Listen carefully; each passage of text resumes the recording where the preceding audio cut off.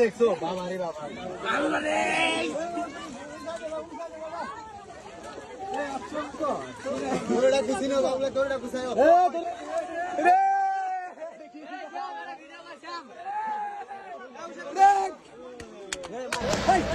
এদিকে জামালপুর জেলার দেওয়ানগঞ্জ উপজেলার ডাংধরা ইউনিয়নের ভারতের মেঘালয় রাজ্যের মাখনচর ও বাঘারচরের মধ্যবর্তী প্রবাহিত জিঞ্জিরাম নদীতে সকাল থেকে মাছ ধরছিলেন জেলেরা।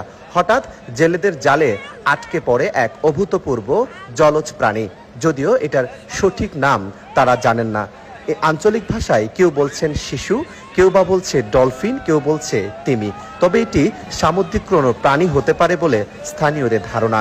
এরপর সেটি জাল থেকে আটকে সেখান থেকে বের করে টেনে হেঁচড়ে এপারে নিয়ে আসা হয়। এই সময় দর্শনার্থী ও অনেকেই দূর দূরান্ত থেকে এসে এই প্রাণীটি কৌতূহলবশত দেখতে আসে।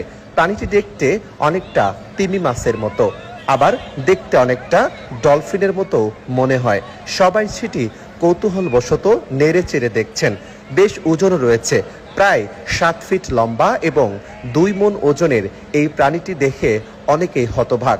কারণ জিঞ্জিরাম একটি ছোট্ট নদী, ছোট্ট একটি নদীতে এত বড় মাছ কিংবা এই প্রাণী কিভাবে আসলো তা নিয়ে জনমনে কিছুটা আতঙ্ক রয়েছে যে এই প্রাণীর চেয়ে আরো বড় কোনো ভয়ঙ্কর প্রাণী থাকতে পারে।